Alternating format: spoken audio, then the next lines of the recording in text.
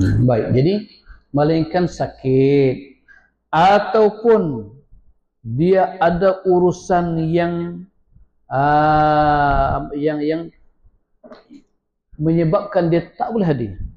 Hari yang sama, majlis perkahwinan di kampung dia, tiba-tiba hari yang sama jugalah ada musibah berlaku. Nenek dia, makcik dia, saudara dia nun di Bintulu meninggal. Terpaksa betul lah awal pergi.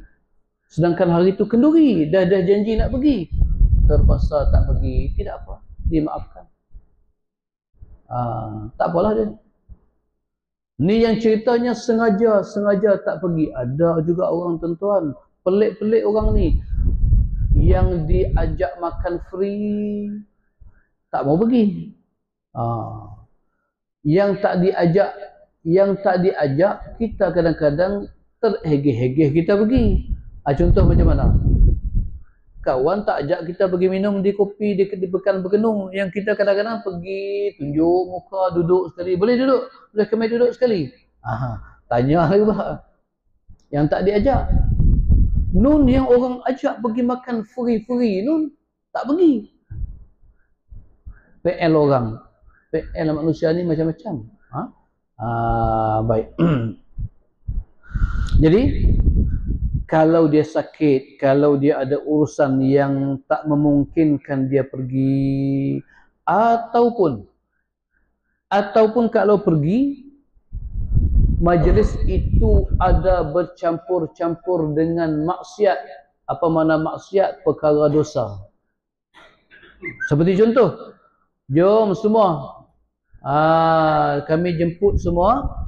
Agenda majlis kami pada hari itu adalah, pertama, pagi-pagi pukul 8 tu kita semua baca tahlil dulu, selesai. Pukul 9 kita sama-sama duduk beramai-ramai.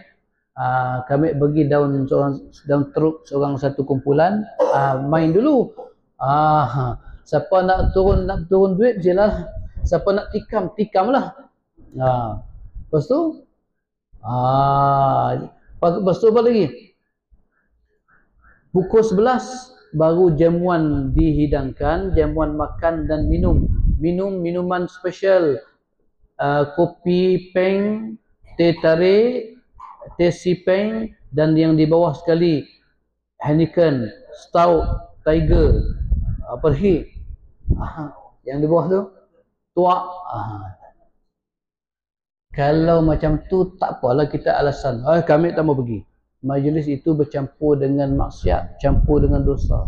Ada main judi, ada minum-minum yang mabuk-mabuk. Kami tak mau pergi. Tak apa. Boikot tak apa.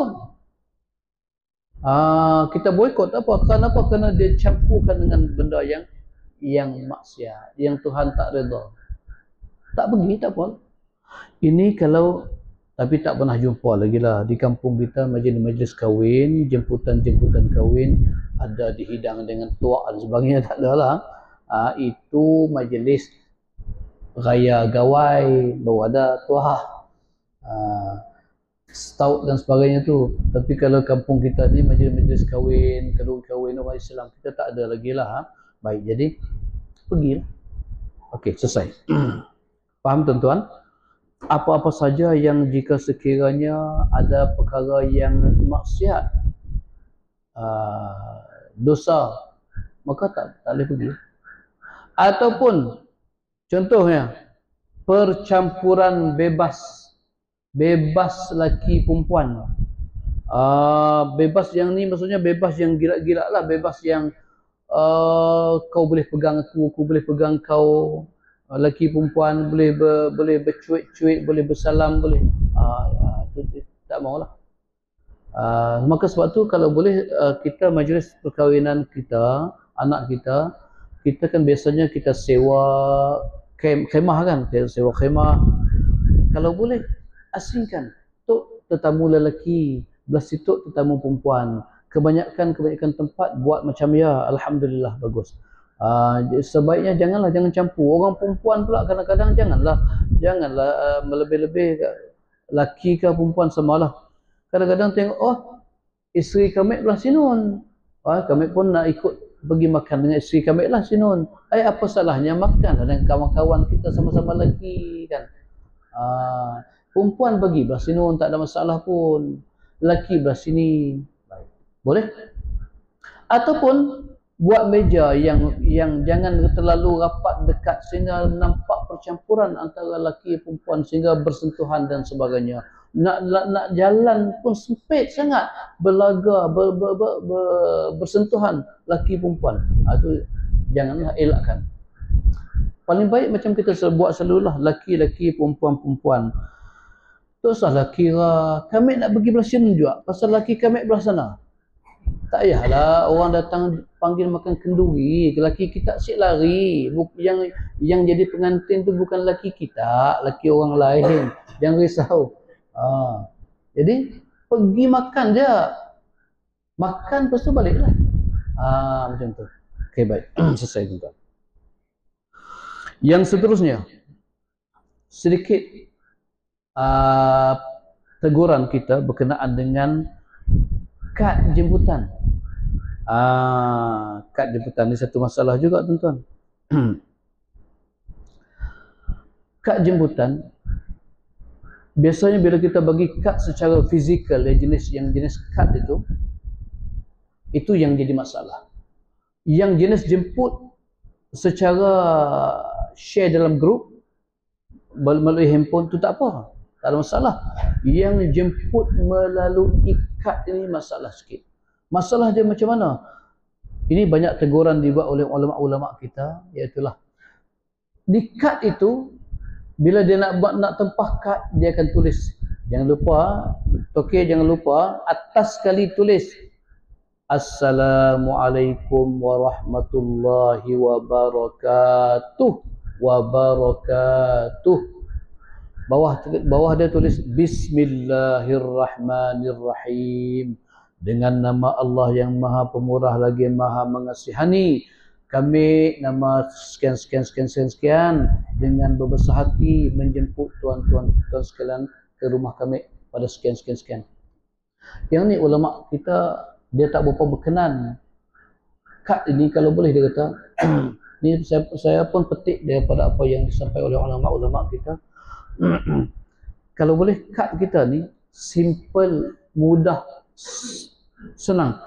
Tak payahlah Assalamualaikum warahmatullahi. Warahmatullah itu bahasa dia ada kalimah Allah di situ. Satu. Yang kedua, Bismillah dengan nama Allah yang Maha Pemurah, Ar-Rahman, Ar-Rahim. Kemudian siap bawah tu pula ada tulis hadis Nabi lagi kan. Petikan hadis Nabi lagi. Tak cukup dengan itu, ada juga lagi ruang kosong banyak lagi dekat kad tu tulis bubuh ayat Quran pula. Kalau dia buat macam tu, dia send melalui handphone, tak ada masalah. Yang tu tak apa. Yang masalah di kad. Pasal kad tu tak ada orang nak kumpul-kumpul banyak-banyak buat stamp ataupun buat dia punya buku album terima kasih. Tak ada orang buat kad jemputan kenduri kahwin ni simpan buat album sampai berpuluh-puluh tahun kan. Tak ada. Kad tu biasanya dia apa? Lepas dia baca, dia tikam atas meja. Lepas tu lagi cucu lah ambil, main buat kapal terbang, apa semua kan. Lepas tu tikam buang. Di kertas itu tulis Bismillah. Di kertas itu tulis Assalamualaikum warahmatullahi wabarakatuh. Termasuk tadi ayat Quran, hadis Nabi tadi. Nampak tuan-tuan? Lepas ni tuan-tuan, tak apalah tak tulis Bismillah, Assalamualaikum. Kalau orang komen lah, apa tuan rumah ni tak Islamik langsung buat kad pun tak tulis Bismillah, Assalamualaikum pun tak ada. Dia kalau dia komen lah, kita jawab kat dia. Lebih baik tak payah, kerana menjaga kesucian kalimah Allah itu, lafaz Allah itu. Baik tak ya? Hanya tulis di situ perkara iaitu jemputan ke majlis perkahwinan anak anda kami. Nama sekian sudah. Semoga kehadiran tuan-puan akan menyerikan lagi majlis kami ini. Sudah, ringkas, simple. Macam ya? Satu. Jadi lepas ni tak payahlah kita duk buat-buat kad tu, kita duk tengok banyak kita dapat kad sebutan kenduri kahwin ni. Bismillah, Assalamualaikum, ada hadis Nabi, kemudian ada ayat Al-Quran lagi. Okay. Jadi tak payah yang tu. Baik. Okay. Malam ni kita dah dengar ni, boleh sampaikan pada orang yang baru nak buat majlis kahwin, dia nak tempah kad, pesanlah pada mereka, janganlah. Ataupun anak kita nak kahwin tu, pesan ke anak kita, nak kakak nak pergi buat kad dia, nak pergi buat jemputan kad jemputan. Okey, beritahu dia tak payahlah tulis bismillah dan sebagainya. Tulis terus direct jemputan. Baik. Okey. Kemudian sedikit berkenaan dengan yang tadi menghadiri kenduri kahwin tadi yang kita sebut wajib pergi. Baik. Orang yang dijemput wajib pergi. Orang yang tak dijemput haram pergi. Jangan dia kata boleh kot pergi walaupun tak dijemput. Mana tuan rumah tahu, dia akan kenal kami. Pergi makan balik kan. Haram pergi, bukan haram pergi, haram makan. Kalau pergi, saya pergi saja, saya tak dijemput Ustaz, saya pergi je. Pergi nangga kilas tangan kat belakang, nangga. Oh, tok kari daging masak hitam. Yang tok kari daging.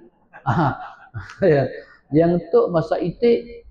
Yang tok payau pun ada juga. Kan. Lepas dia tengok dia pun start motor balik. Tak apalah. Tak ada masalah. Tak ada masalah yang tu. Ambil baru. Tak apa yang tu, tak apa, tak ada hal. Ni masalahnya kau tak dijemput, pergi juga. Manalah tuan rumah tahu. Dia mana kenal kami. Kami tu kita dulu kan nakal-nakal. Kan muda-muda dulu kan nakal sikit. Jadi pergi makan. Lepas tu balik. Dia buat macam makan tahun. Makan tahun tak apa kan. Makan tahun kita umum semua kan. Siapa-siapa datanglah. Makanlah. Betul kan macam tu kan? Makan tahun tak apa. Ni kenduri kahwin tak? Kenduri kahwin pasal dia ada bajet. Tuan rumah tu dia ada bajet. Dia jemput 500 orang. Banyak tu jumlah duit yang dia belanja. Kalau yang lagi 100 tu datang suka hati, macam mana? Dah yang 100 tu jenis makan 5 pinggan. Macam mana? Teruklah dia kan. Ujung-ujung terpaksa beli sardin tin jamu tetamu yang datang akhir tu. Tak memalukan dia tuan rumah. Makanan tak cukup.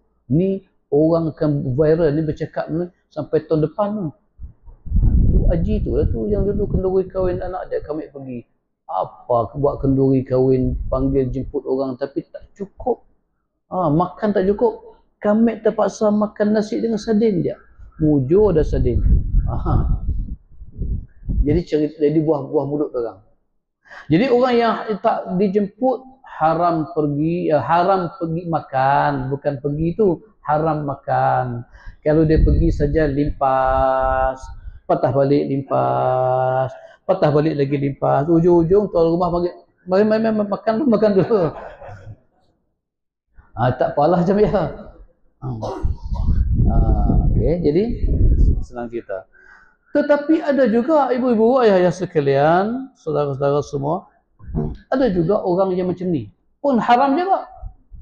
Macam ni berlaku. Ni banyak berlaku dalam masyarakat kita. Ni permasalahan. Iaitu apa dia? Contoh, kami dijemput untuk kenduri kahwin untuk kampung sebalik kan. Nun kenduri kita kata contoh kenduri kahwin kampung Tiris. Kampung Tiris. Baik. Kami dijemput. Seisi keluarga lah. Anak isteri semua. Kemudian, hari yang sama, kawan datang. Nun, jauh daripada Mekah nun datang. datang kebetulan sampai pukul 11. Perut kita pun tengah lapar ni, cun dah dia pun datang mengharapkan kalau kita ini ada masak-masak ke di rumah ke kan. Tak ada, dia kata gini lah. Cun juga kita sampai tu pukul 11. Kami kebetulan ada kenduri hari tu. Jom kita pergi sama-sama. Kita pergi makan. Kita ni satu seisi keluarga kita halal. Ni yang kita bawa ni, Yang ni haram makan. Ada juga macam tu kan. Yang macam tu ada. Dia bawa kawan. Bawa geng. Kadang-kadang dia halo. Ni hari ni ada kenduri kampung aku. Marilah bawa lah ramai-ramai sikit. 10 orang ke 15 orang. Ada juga macam tu. Yang ini haram. Apabila haram memakannya, hukumnya adalah wajib menggantikan apa yang kamu makan. Habis itu nak diganti. Macam mana Ustaz dah masuk dalam perut semua ni? Takkan nak muntah balik. Baik. Maksudnya ganti harga. Harga bayar. Wajib. Wajib bayar. Kalau tidak dikira kita makan yang haram.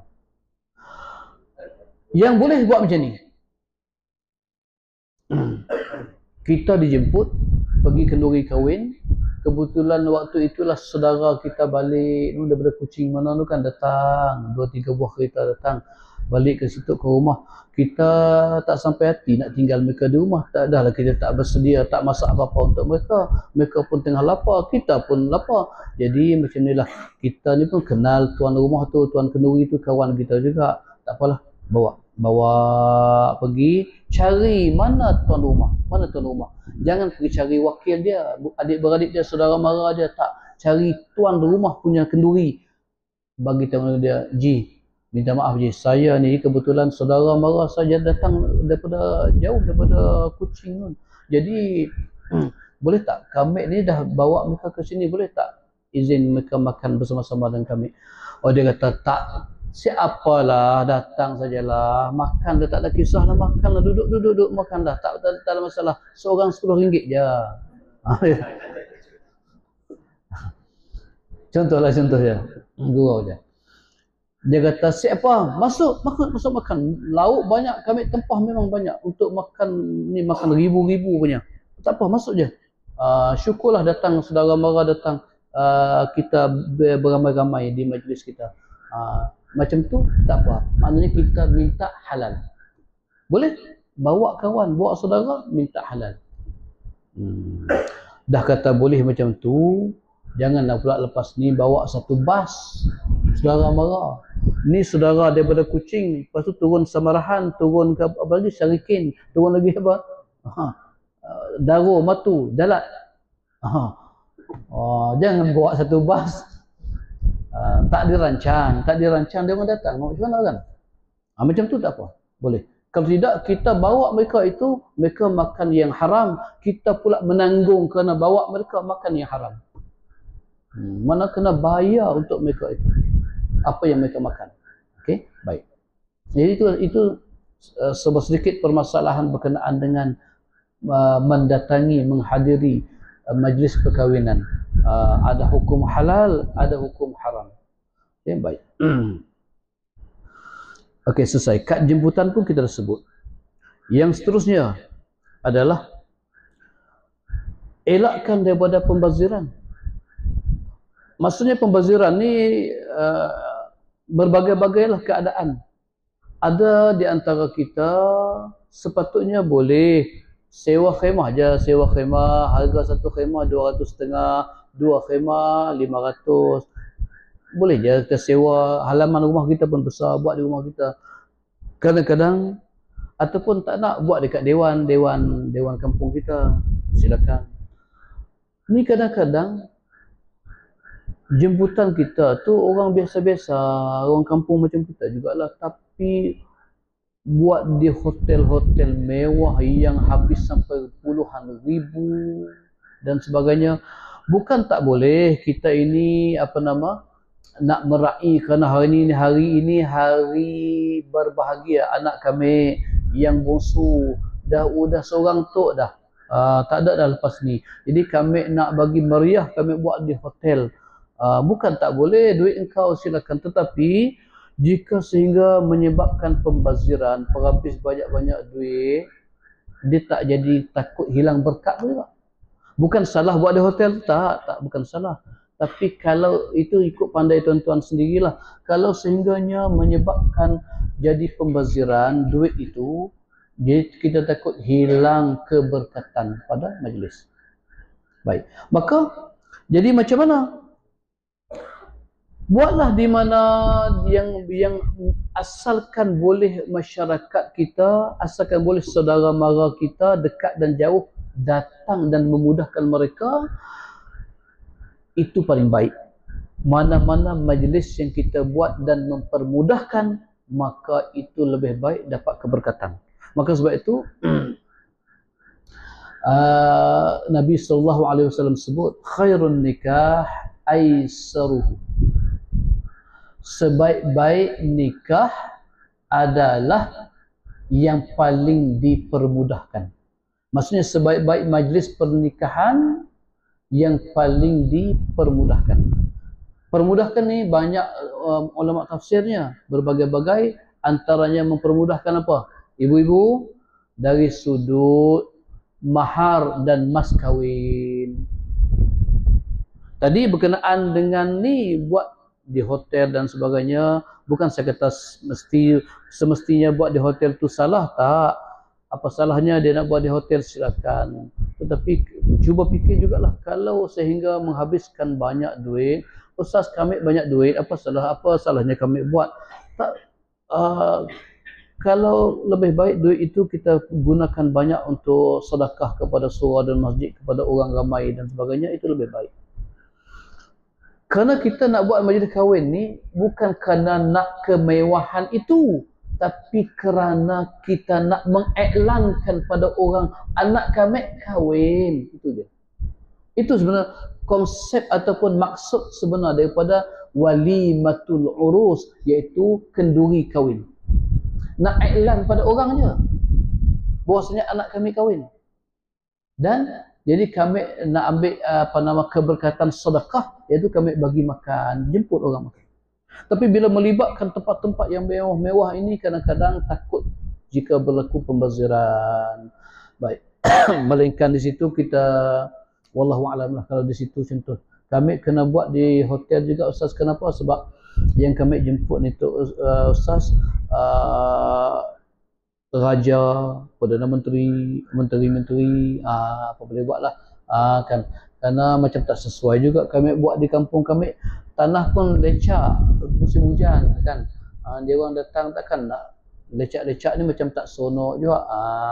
Terpulanglah macam tu. Kita cuma bagi pandangan saja. Bukan kita mengatakan buat di hotel salah, haram, tak boleh. Kemudian mas kahwin. Mas kahwin ni okey. Pasal semua negeri-negeri di seluruh Malaysia kita ni, walaupun berbeza di sudut jumlah kadar mas kahwin, tetapi masih murah. Ada yang negeri 100 lebih, akan. Kita tak tahulah kalau di Sarawak, saya tak tahulah berapa. 100, 120. Okey, alhamdulillah. Murah lah tu, murah. Maka sebab itu sebaik-baik pernikahan adalah yang dipermudahkan. Apa dia? Maksudnya termasuklah mempermudahkan pada sudut mas kahwin. Mas kahwin ni ingat tuan-tuan, dia wajib. Dia mahar. Bahasa Arab dia panggil mahar. Melayu kita panggil mas kahwin. Dia wajib bagi. Baik.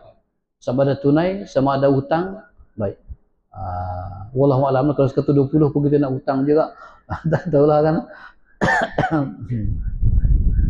Okey. Tak apa. Yang jadi masalah adalah hantaran. Hantaran ni yang orang duk demand macam-macam ni.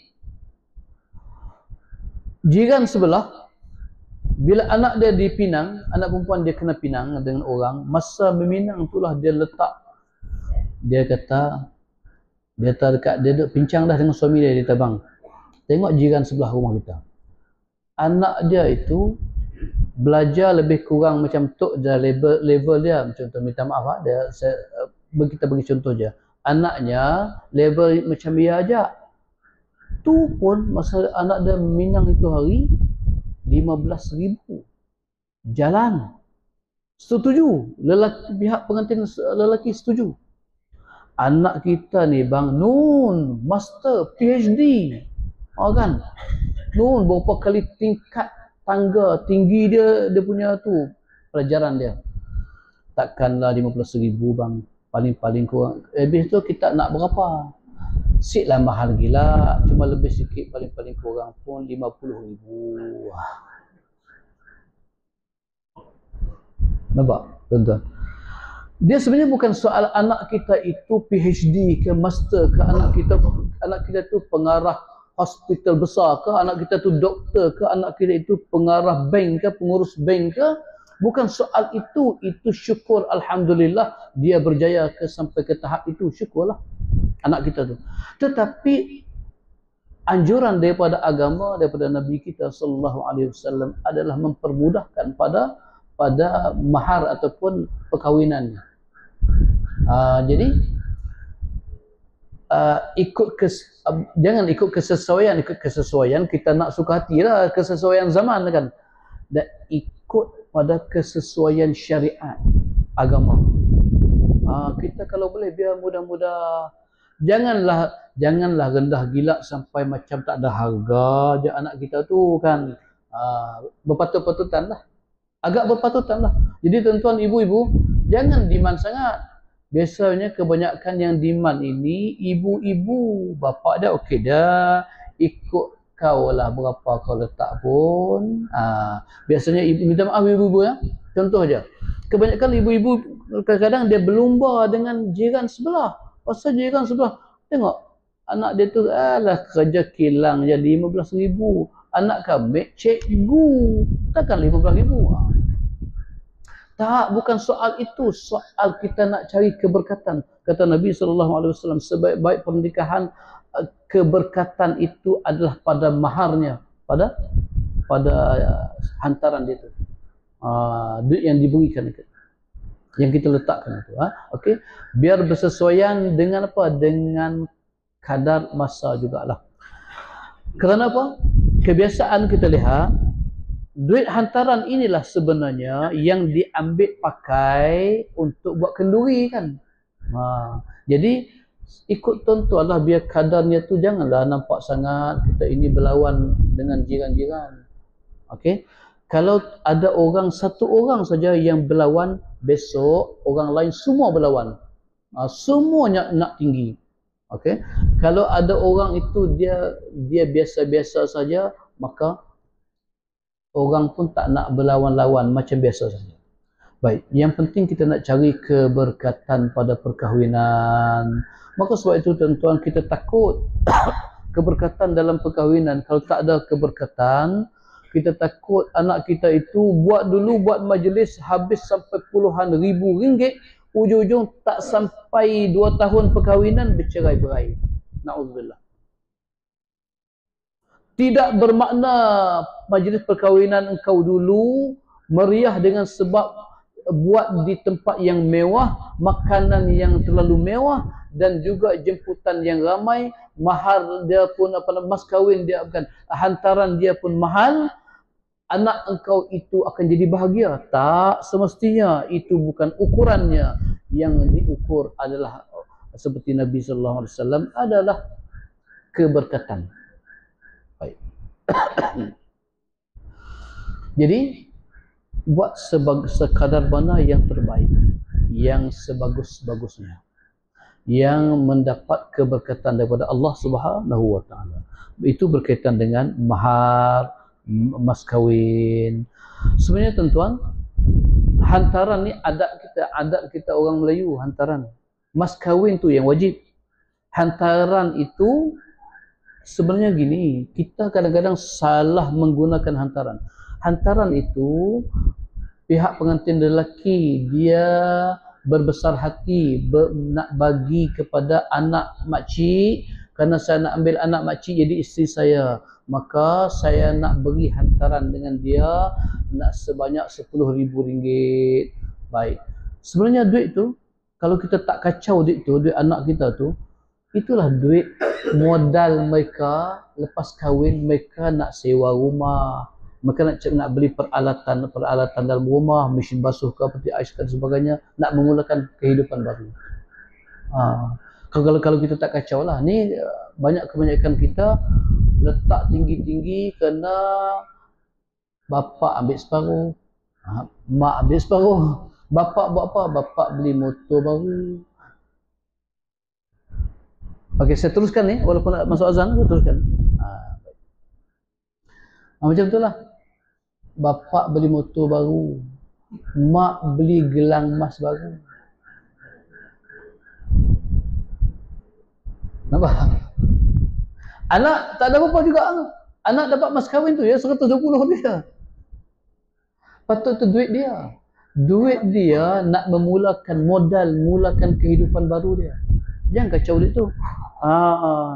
Habis tu kalau dah pihak lelaki, pengantin lelaki bagi, kalau kita tak pakai duit tu, nak buat kenduri, macam mana? Kenduri ni satu hal juga tuan-tuan. Kenduri ini sunat dibuat adalah di pihak pengantin lelaki, bukan pengantin perempuan. Tapi adat kita, lelaki pun buat, perempuan pun buat juga. Perempuan pun tak nak kalah juga. Mana boleh kita pergi rumah dia, rumah pengantin lelaki, dengan majlis yang meriah, takkan dia datang rumah ambil anak kita perempuan, tak ada majlis apa-apa. Kita pun dia akhirnya nak buat juga besar-besaran. Tak, kalau boleh. Ada satu majlis perkahwinan yang baru ni, minggu lepas, hari Minggu kami orang semua pergi dengan sahabat-sahabat. Mereka sekalikan lelaki perempuan buat majlis tu di rumah lelaki je. Di rumah perempuan tu buat doa selamat, makan-makan adik-beradik saudara. Maka duit tu tak kacau, duit tu serah bagi pada anak untuk memulakan modal mereka. Baik. Okey. Selesai. Sikit lagi tuan-tuan. Kalau ada persoalan boleh kita bincang, boleh kita bertanya insya-Allah. Okey. Berkenaan dengan walimatul urus tadi, kenduri tadi. Kenduri tadi sunat dibuat. Kerana Nabi sebut aulim walau bisyatin, buatlah walimah, buatlah kenduri walaupun dengan seekor kambing. Ketika mana Sayyidina Abdul Rahman bin Auf berkahwin, Nabi berkata dengan dia, wahai Abdul Rahman, aulim walau bisyatin, buatlah kenduri walaupun dengan seekor kambing. Maksudnya kalau boleh seekor kambing tu maksudnya sekecil-kecil lah. Kalau tak dapat, kita nak beli kambing pun tak mampu, hanya boleh beli ikan saja, buat dengan ikan. Tapi jangan seekor ikan, saya nak jemput borang nak makan. Melainkan ikan paus lah. Tak apa. Jadi maksudnya kalau boleh perkahwinan itu buat juga kenduri. Sunat buat kenduri kerana dapat ganjaran dan pahala, dapat kebaikan, dapat keberkatan. Dan tak perlu mewah-mewah, maksud Nabi walaupun dengan seekor kambing, maksudnya tak payah mewah-mewah besar-besar, buatlah. Tapi apa salah kalau dia nak buat, dia kata saya ni Ustaz, saudara mara banyak. Tok kampung sebalik penduduk dah ada 300. Kampung Tiris saudara mara saya juga ada 500, dah 700. Nun kampung apa tadi, lupa ada maksud nak Satak apa tu? Kepayang. Sampai ke Bulau kan, sampai ke Berkenun lah sana nun. Semua saudara mara kami Ustaz, adik-beradik kami semua tu campur jadi 2000 orang. Jadi kami ada duit sikit Ustaz, ada duit simpan-simpan, kumpul-kumpul sikit. Jadi nak buat kenduri biar besar sikit kerana dapat jemput semua ahli keluarga makan kenduri. Nak beli sapi seekor, baik silakan. Kalau mampu silakan buat. Asalkan jangan niat dia untuk bermewah-mewah, nak tunjuk dekat orang, berlawan-lawan dengan orang. Sudah. Biar dia nak tunjuk mewah perkahwinan anak dia, silakan. Aku tak mau tunjuk mewah-mewah, buat seperti mana majlis kahwin seperti biasa. jemput kawan-kawan dan saudara mara datang 500-600 orang yang biasa semua orang buat, beli daging, beli ayam, beli segalanya semua makan, alhamdulillah, kerana aku nak dapatkan keberkatan dalam perkahwinan anak aku. Sudah. Baik. Jadi sunat buat kenduri, sunat buat kenduri. Baik. Tapi beza sikit kita ni, adat kita beza sikit je. Ni kalau betul-betul nak buat macam Nabi ni tuan-tuan, tengok. Nabi berkahwin dengan Sayyidah Zainab binti Jahsy. Apa Nabi buat tak walimah? Buat. Nabi buat kenduri, panggil sahabat-sahabat. Tetapi dia beza sikit dengan kita. Kita ni lebih kepada adat. Kita buat kenduri kahwin, malam tu nikah kan. Kemarin akad nikah, lepas tu tak duduk bersama lagi. Kemudian esok kenduri kahwin. Lepas tu barulah mereka ni, korang ikutlah ke pulang korang, duduklah bersama, tidur bersama dan sebagainya. Tak, Nabi tak. Nabi kahwin, duduk bersama, maknanya tidur bersama dulu, baru esoknya buat kenduri, buat majlis. Itu cara, nak ikut cara betul lah. Maksudnya pasangan ni bersama dulu, baru buat majlis. Kita buat majlis dulu, baru mereka ni bersama. Maka sebab itu tuan-tuan, kalau anak kita kemarin dah kahwin, mereka nak tidur bersama, jangan duk larang. Nanti dulu, tak boleh, tak boleh. Esok baru boleh.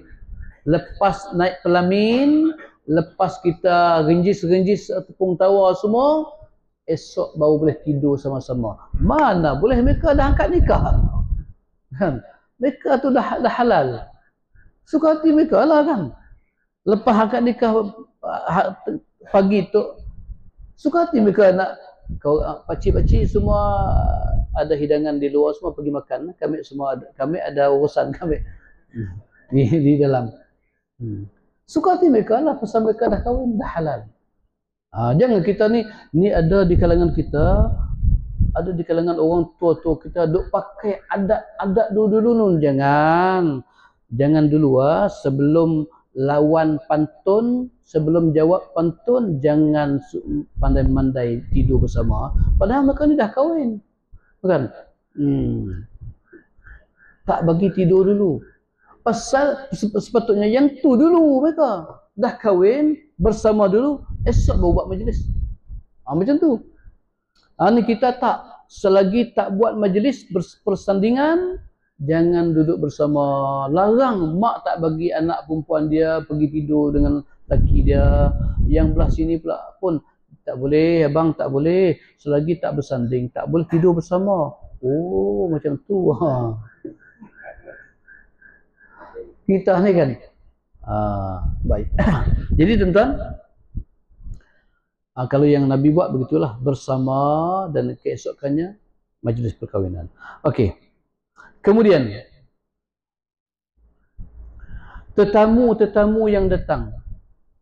Tetamu yang datang jangan ingat nak makan je. Lepas makan balik, buat tak heran, buat tak peduli. Sunat tetamu berjumpa kalau boleh dengan pengantin, jumpa dengan pengantin, ucap doa kepada mereka. Barakallahu lakuma. Macam apa? Mahir Zain yang nyanyi itu kan. Barakallahu lakuma wa jama'a bainakuma fil khair. Kan ada lagu tu, hafal lah. Pakat ramai-ramai barakallahu lakum, nyanyi. Jadi sunat doakan kepada pengantin semoga Allah memberkati kamu dan menghimpunkan kamu berdua di dalam kebaikan sampai dunia akhirat. Macam tu doa pada mereka. Berkat doa daripada tetamu yang hadir ini, kalau 1000 orang mendoakan kepada pengantin tadi, mudah-mudahan pengantin tadi kekal akhir hayat mereka dengan sebab doa tadi. Ini tak kita datang makan, habis makan, balik. Makan, balik. Yang ni pun datang makan, balik. Tak ada doa-doa kepada tuan rumah. Sekurang-kurangnya jumpa tuan rumah. Ji, kami dah nak pulang Tok Ji. Jadi kami ucap tahniah, moga Allah berkati perkahwinan anak kita lah. Macam biasa sudah balik. Seorang pun ucap tahniah dan semoga Allah berkati perkahwinan anak kita. Balik. Semua tetamu mendoakan keberkatan kepada pengantin tadi. Mudah-mudahan berkat perkahwinan mereka dan jadi dapat anak keturunan yang soleh yang dan terbaik. Macam tu. Okey. Baik. Kemudian tuan-tuan,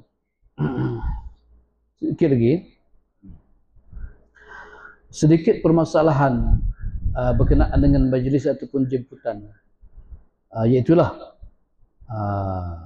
antaranya, contoh, ini pertanyaan-pertanyaan yang dibuat kepada kita, macam mana ni, tuan rumah dia jemput kenduri kahwin anak dia, masuk share dalam grup. Macam kita ni ada satu grup surau, jadi dia share dalam grup semua-semua yang ada dalam tu. Jadi kami jemput pada sekian-sekian hari bulan, dia bagi kad ke dalam tu. Okey, datang kenduri perkahwinan anak kami pada sekian-sekian hari, bawalah seluruh seisi keluarga. Kalau biasa-biasa, kalau kad yang kita orang buat di Semenanjung, macam itulah kita akan tulis jemputan seisi keluarga. Jangan jemput Haji tu je, Haji Abdullah. Jadi dia pun pening. Kami ada bini, ada anak, ada cucu dalam rumah tu. Jadi dia jemput kami seorang kah, jemput semua tu. Pening juga dia pun. Senang cerita, seisi keluarga jemput. Dan biasanya kami juga kalau ada orang yang diwakilkan memadah, ji kita tolong pergi padah-padah padah mulut lah, pakai mulut dengan penduduk kampung kita, kenduri kahwin rumah kami wakil pada kita, tolong padah. Jadi biasanya yang pergi padah ni dia akan dapat maklumat yang jelas daripada tuan rumah macam tu. Tuan Haji kita, dia jemput ke majlis perkahwinan anak dia pada sekian-sekian hari bulan, harinya, waktunya, dia jemput seluruh seisi keluarga dan dia pesan kalau pada hari itu ada anak beranak, adik beradik, saudara mara balik pada hari itu, bawa sekali semua, jemput sekali semua. Biasanya di Semenanjung buat macam tu supaya hilang masalah, tak ada confuse apa-apa. Okey. Jadi kalau kita dijemput di dalam grup, hati-hati, kita ni jangan gatal tangan, kita pula copy paste pergi share grup kita nun. Ada 40 grup, kita pergi share semua. Ujung-ujung dia jemput 500 orang. Ujung-ujung dia kata dia tengok macam datang ni macam 1,500 orang. Tak ke pening kepala dia. Kita ni jangan pandai memandai. Salah kita tu. Haram kita pandai-pandai, kita tak diwakilkan, kita tak disuruh siapa-siapa dalam grup ini tolong share dalam grup mana-mana yang dia ada, share semua, jemput pergi rumah kami. Si ada. Jadi janganlah, jangan pandai memandai. Okey tuan-tuan, selesai. Itu persoalannya. Yang seterusnya, sedikit persoalan berkenaan dengan biasanya sekarang tu, kalau dulu majlis-majlis perkahwinan dia ada berlawan pantun, dia ada kugiran lah kan, nyanyi macam bialah. Sekarang moden sikit, dia ada DJ. Ada DJ yang conduct program majlis tersebut lah. Dia pasang lagu-lagu dan sebagainya. Boleh ke tak boleh karaoke dan sebagainya, tidak jadi masalah. Tak ada hal. Karaoke, DJ dan sebagainya, dia tak menghalang. Okey? Nak berseronok, bergembira pada hari tersebut tak menghalang. Cuma dia ada panduan. Dia ada cara-cara.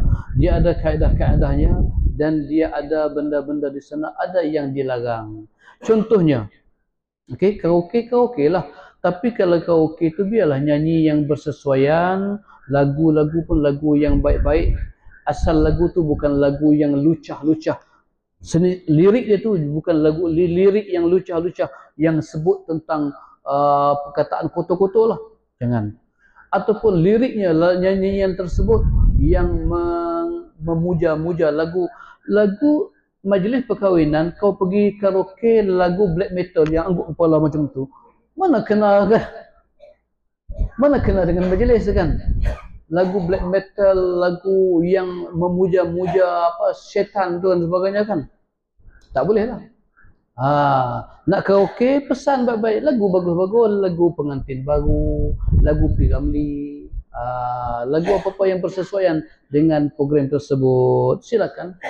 Baik. Kemudian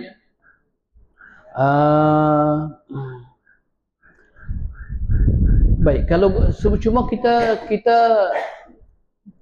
tidak berkenan ini sikit je. Kalau boleh?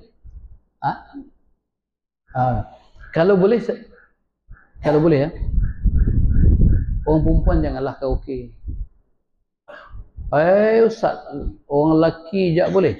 Takkan lelaki je boleh? Kami pun nak mensumbangkan suara kami. Jadi kami pun nak nyanyi. Bukan.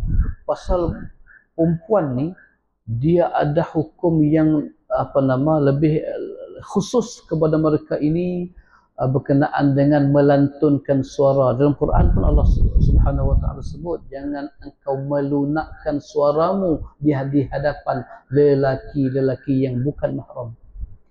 Dalam Quran Allah Subhanahu wa taala sebut. Jadi perempuan ni dia ada ni sikitlah. Kalau boleh nak berkaraoke, laki-laki lah. Laki tak apalah.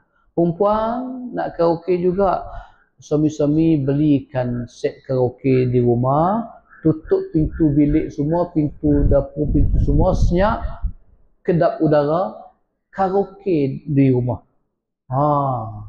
Satu hari pun tak apa. Kan? Ustaz, kami pun nak tunjuk kepandaian kami, kebolehan kami dengan suara kami. Tak, bukan. Sebab kita agama ni dia ada landasan-landasan, kan? Berkenaan dengan dia bukan soal masalah dia suara perempuan yang bercakap, yang menyanyikan tu, masalahnya melunakkan suara. Boleh kalau siapa-siapa nak menyanyi, perempuan nak menyanyi, jangan nyanyi sedap-sedap. Nyanyi macam agak-agak sini nak bagi hujan turun. Macam tu tak apa. Okay. Buat suara yang suara sumbang lah. Supaya tak ada lelaki yang nak dengar kau nyanyi. Tak apa. Ujung-ujung dia pun malas menyanyi. Ni bila suara perempuan itu baru masuk lirik rangkap yang pertama, yang lelaki-lelaki, yang jantan-jantan semua yang mata sedang memandang, sedang melihat dia tu, dah mula suara, tepuk tangan dan sebagainya. Lagilah dia rasa, lepas ni satu lagi lagu ni. Dia belum habis lagu tu, dia dah berangan satu lagu lagi dah. Jadi dia masalah daripada pasal dia ada larangan-larangan tertentu lah tersebut, termasuk di dalam Al-Quran disebutkan begitu. Okey, baik. Nak nyanyi sedap-sedap, nyanyi di telinga suami, silakan, tak apa. Dalam rumah karaoke, tutup, jangan bagi orang dengar. Nyanyilah sedap macam mana pun, macam penyanyi, macam artis, silakan. Okey, baik. Okey. Termasuk juga tadi DJ pun biarlah dia ni patut padan juga. Dia kadang-kadang pasang lagu, dia punya set DJ punya meja karaoke dia tu, dia jadi sebagai DJ yang dijemput, okey, duduk depan-depan ni, sinun meja orang makan, situ meja orang makan, sinun meja orang makan. Sekali dia pasang lagu lagu rock punya, yang jerit-jerit dia tu, orang yang nak makan pun terlekat-lekat di sini. Orang nak makan pun rasa bingit telinga, terganggu. Jadi DJ patut dia pasang lagu yang sentimental, lagu yang sedap-sedap, lagu kahwin. Lepas tu slowkan sikit volume dia. DJ ni kan, slowkan sikit. Baik. Termasuk juga DJ bila dah kadang-kadang dia DJ terkenal, DJ kampung terkenal, dia jaga adab dalam percakapan juga, kena jaga. Ini contoh kita bagi sedikit pesanan pada DJ di majlis-majlis perkahwinan. Janganlah dia itu bila dah DJ terkenal, mana-mana majlis kahwin pun orang jemput dia, janganlah sebarang-sebarang cakap. Bahasa dia tu biar beradab, biar bersopan.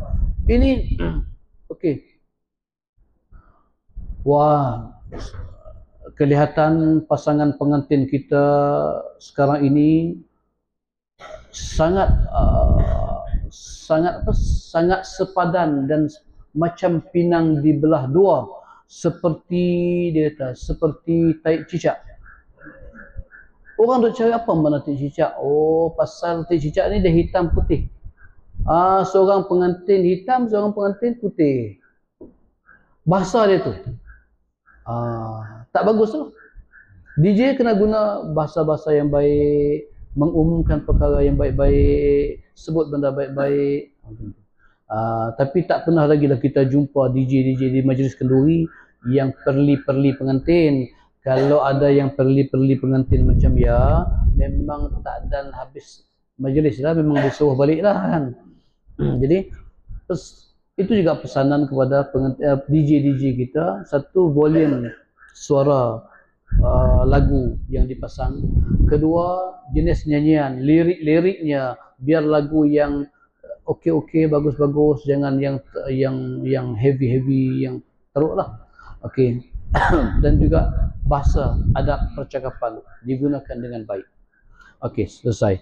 Dan yang terakhir, okey. Dekat pukul 8 dah kita tuan-tuan. Baik. Yang terakhir insya-Allah. Berkenaan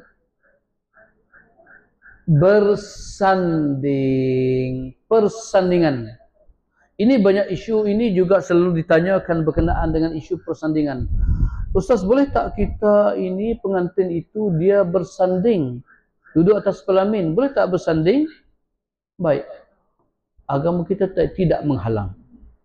Duduk bersanding atas pelamin, tak ada masalah. Sebab tu agama Islam ni tuan-tuan, jangan ingat Islam datang untuk menghalang itu dan ini, tak. Islam ini sebenarnya agama yang bebas, boleh. Asal hukum dia boleh. Tetapi dia jadi haram satu ketika dia jadi haram itu tak boleh adalah disebabkan aridi. Maksudnya disebabkan oleh datang sesuatu perkara yang menyebabkan dia jadi haram. Asalnya harus, asalnya boleh, tetapi ada satu perkara yang datang menyebabkan jadi haram. Bukan Islam ni sebenarnya bukan mengongkong, menghalang, itu tak boleh, ini tak boleh, tak. Asal al-aslu fil asya al-ibahah. Asal sesuatu perkara adalah harus. Tetapi sehingga datang sesuatu benda yang menjadikan dia haram, maka dia haram. Contoh, bersanding boleh. Sanding tu apa dia? Sanding tu ialah dua suami isteri duduk di atas pelamin di majlis perkahwinan. Tak ada orang duduk bersanding di hari macam tu, hari Christmas ada, saya ada. Orang bersanding di kedai kopi, saya ada. Tentu orang bersanding di majlis perkahwinan. Jadi pengantin duduk atas pelamin, maka datang sanak saudara untuk mengucapkan tahniah, untuk mendoakan kepada mereka. Boleh, silakan. Tak ada masalah. Yang jadi haram balik, tak boleh, kenapa? Pengantin kita, ibu-ibu, kadang-kadang ibu-ibu, dia kata dekat anak dia, akak tu anak mak yang terakhir, yang bongsu dah. Maka kalau boleh hari tu biarlah nampak vogue sikit, nampak tu lebih daripada orang lain sikit. Jadi hari bersanding besok, akak payahlah pakai tudung, bukalah tudung, kita pakai crown tu yang tanduk rusa tu. Pasal sempena hari Christmas lah gitu. Jadi payahlah pakai tudung. Selalu mak tahu, ibu tahu akak suka pakai tudung, pakai baju pun labuh lengan panjang macam tu. Tapi esok kan hari perkahwinan akak, hari yang hari berseronok. Jadi perlulah pakai tudung hari aja, sehari aja. janganlah pakai tudung. Lepas tu pakailah crown, pakai macam orang putih pakailah. Ni pakai lengan pendek macam ni, tak payah pakai pakai pula jarang-jarang. Nampak? Kadang-kadang kita yang melebih, anak tak ada apa-apa sangat, kita pula yang melebih, mak dan ayah. Maka di situ yang jadi haram. Persandingan pada waktu itu yang jadi haram. Kerana apa? Kerana engkau mendedahkan aurat pada persandingan itu. Kalau kau pakai yang menutup aurat dengan baik, kemudian disaksikan oleh penonton, oleh saudara mara yang datang tu bukan orang yang tak kenal, yang kita tak kenal. Biasanya yang nak tengok kita tu pengantin tu biasanya saudara mara kan. Saudara mara yang jauh-jauh datang nak tengok. Orang yang tak kenal kita, yang dijemput makan kenduri, dia makan balik je. Dia tak tengok pengantin. Yang nak tengok pengantin bersanding tu biasanya saudara mara, adik-beradik yang duduk jauh dan sebagainya, lama tak jumpa. Oh, ya anak kita, lama kami isi nangga. Dulu kecil-kecil macam dia aja. Jadi saudara mara nak nangga, silakan, boleh bersanding. Tetapi tu bila dia buka tudung, dedah aurat, ni nampak lengan, ketiak, nampak dada, pakai pakaian pengantin yang jarang-jarang tu, macam langkai langsir kita ni. Jadi nampak kulit, tubuh dan sebagainya. Di situ jadi haram. Kalau tidak kerana itu, tak jadi masalah. Harus, silakan, boleh. Baik. Selesai. Boleh tuan-tuan? Dan yang terakhir lagi. Ini yang terakhir. Banyak berlaku juga. Kadang-kadang banyak berlaku. Tuan rumah, tuan punya kenduri, Pak Haji, contohlah Pak Haji lah dia, pasal dia mungkin dah balik haji, ataupun dia pergi umrah, orang panggil haji juga dia. Jadi punyalah sibuk dengan majlis perkahwinan anak dia sehinggakan dia itu lalai, leka, alpa, dia tak peduli, buat tak kisah, buat tak indah. Dengan apa? Dengan sembahyang zuhur. Ujung-ujung lepas sembahyang zuhur, habis waktu zuhur. Tengok-tengok lah, asar dah, bunyi azan asar dah. Patut dia pesan pada isteri, kita jaga sekejap lah, sambut tetamu, pesan pada saudara-saudara, wakilkan sambut tetamu kami nak pergi sembahyang zuhur. Kadang-kadang tuan rumah punyalah dia itu sibuk sambut tetamu sampai tak sembahyang zuhurnya. Asalnya pun tak tahu, entah-entah sembahyang maghrib je. Kenapa? Hari itu hari dia seronok, hari bergembira bagi dia, tak apalah, hari tu sehari jap kami tinggal sembahyang. Padahal baru balik haji. Contoh. Bunyi macam pedas kan? Tetapi realiti betul-betul banyak berlaku. Tuan rumah sibuk seronok sambut tetamu datang kerana hari perkahwinan anak dia, tak nak lepas peluang, dia sampai tinggal sembahyang. Lebih-lebih lagi pasal satu orang salam ulu dengan envelope masuk poket. Jadi dia nak tinggal tu sayang, takut. Salam kaut. Dia nak suruh isteri dia yang sambut, dia nak pergi sembahyang, nak suruh isteri sambut, takut lagi isteri kaut masuk dalam handbag dia. Jadi simpan senyap handbag itu, nanti malam nanti tak buka. Dia takut, dia tak percaya kat bini dia. Jadi nak suruh wakilkan kepada saudara mara, adik-beradik dia, sama juga takut kaut masuk poket dia sendiri. Jadi takut punya pasal, takut mana tahu seorang datang bawa envelope tebal, seorang lagi tebal lagi, seorang lagi tebal lagi. Dia duk takut, dia pergi sembahyang 5 minit tu, tinggal sembahyang tu, manalah tahu 10-20 orang yang datang tu, sampul dia envelope tadi tu bagi dekat orang lain, tak dapat dekat dia. Takut punya pasal, tak sembahyang. Ada juga. Macam mana Ustaz tahu? Memang kebiasaan banyak berlaku macam tu. tinggal sembahyang.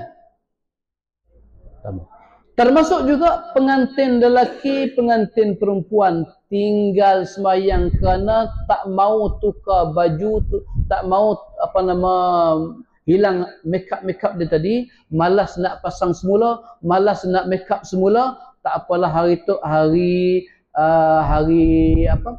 kebahagiaan kami, hari kami berseronok lah, hari kami perkahwinan kami. Jadi kami tinggal sembahyang satu waktu, siapalah. Pengantin ada juga macam tu. Kita berkahwin nak dapat berkat daripada Allah Ta'ala. Pagi tadi bukan main, panggil Pak Imam, grup masjid, geng hadrah, main hadrah, selawat, berkumpang. Lepas tu lagi, biasanya kita baca apa? Di majlis kahwin, zikir kan, ada zikir. Panggil grup zikir, grup masjid, zikir. Supaya apa? Supaya majlis berkat. Tapi kau zuhur tak sembahyang. Termasuk pengantin laki perempuan, termasuklah bapa dan emaknya, minta maaf, contoh saja. Tapi memang berlaku. Memang berlaku. Jadi akhirnya majlis perkahwinan itu tadi hilang keberkatan. Malaikat yang sepatutnya datang mendoakan kepada majlis tersebut, ujung-ujung larilah, pergi je. Tak ada. Pasal tuan rumah buat majlis tak ada keberkatan, tak mohon keberkatan kepada Allah, sembahyang tinggal. Jadi hati-hati tuan-tuan. Seronok juga, bahagia juga, tetapi tidak ada satu benda yang paling membahagiakan kita melainkan salat.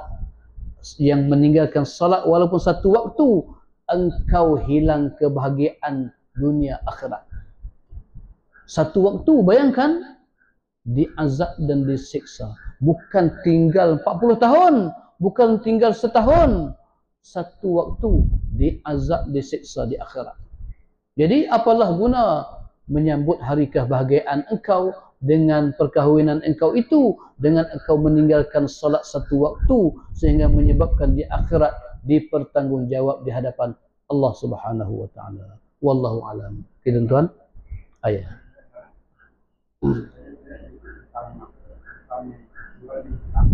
Ya, okey.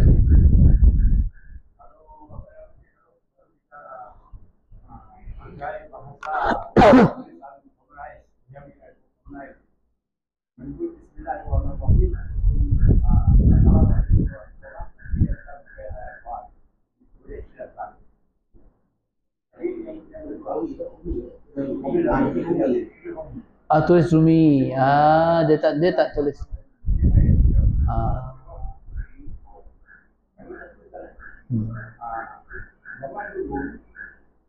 Kalau ada awak nak kahwin, awak nak kahwin apa kan? Yang tidak ada tarik ada. Jadi dia sudah wakil. Menyeru. Orang yang menyeru itu membuatlah tukang kajian lah. Tukang padah lah. Orang yang menyeru itu dia guna apa pakaian ismat. Dia tak boleh pakai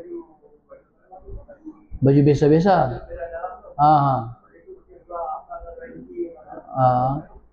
Kena pakai baju Melayu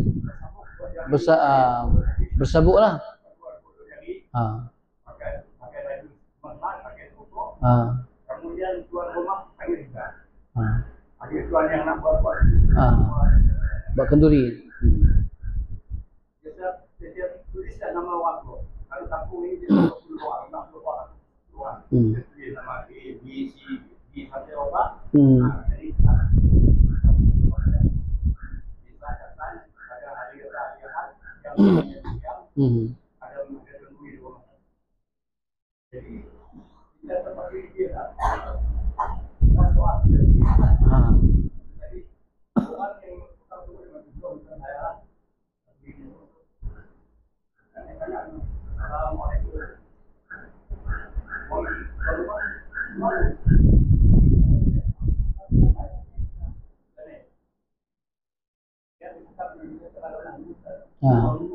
Ya, ya.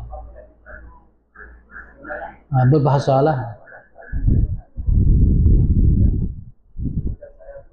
Sampai pada masa salam Pak Haji kita datang ke rumahnya. Ya, ya. Ada sekali belanja siap. Hmm. Anak saya mau kahwin. Ya, ya.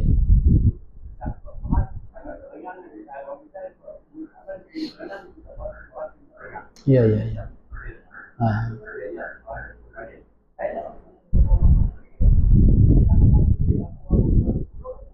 Oh, ya, ya, ya, ya.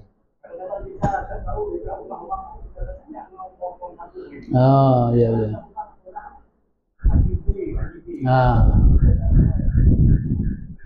Ya, ya. Oh, dulu, karena tak ada ni kan.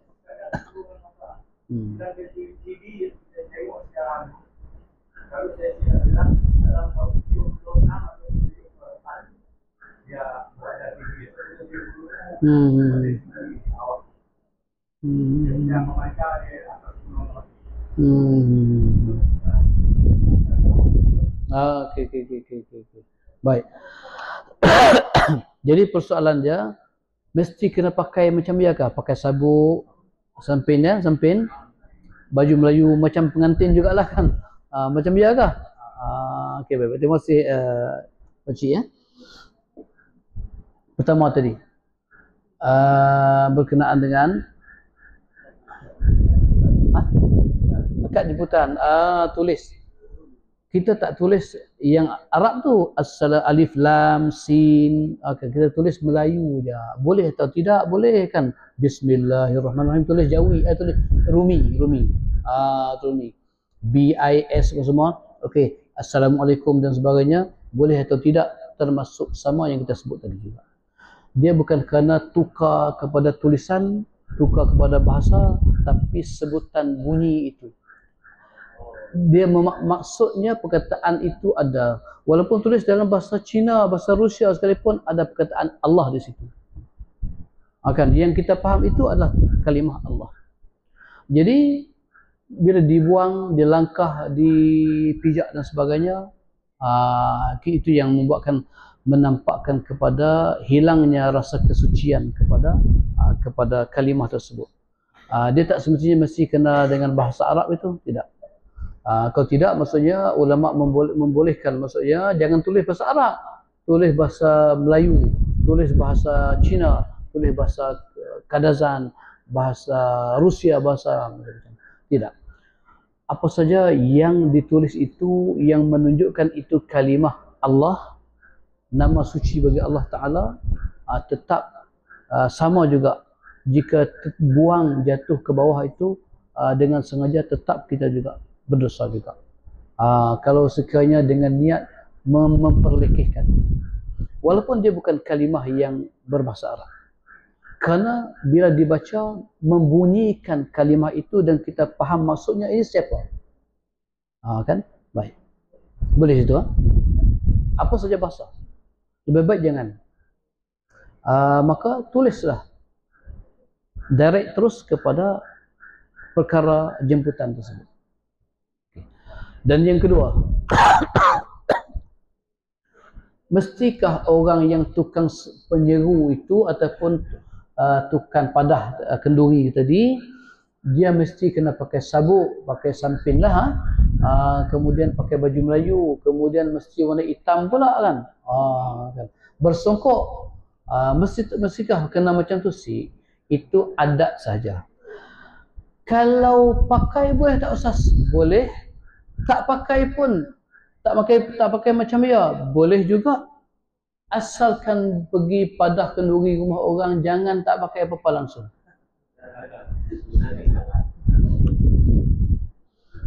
Ni tukang padah kenduri ke orang terlepas daripada hospital mental, pasal tak pakai apa-apa.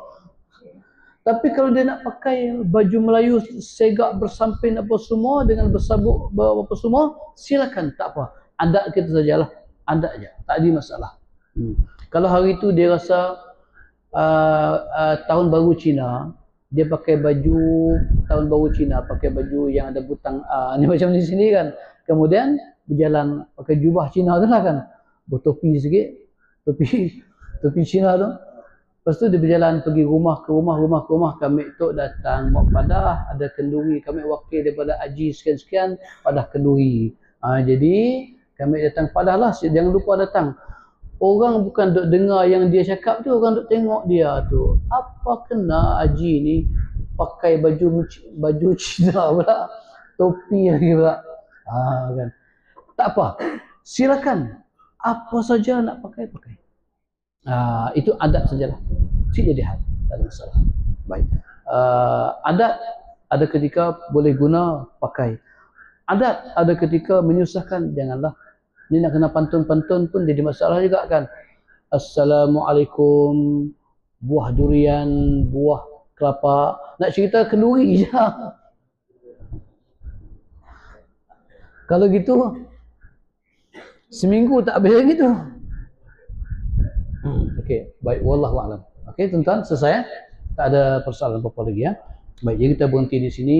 Mudah-mudahan apa yang kita sampaikan, kongsikan di sini pada malam ini dapatlah sedikit sebanyak kefahaman kepada kita semua, dapat jadi panduan dalam masyarakat kita semua insya-Allah. Wallahu a'lam. Wassalamualaikum warahmatullahi wabarakatuh.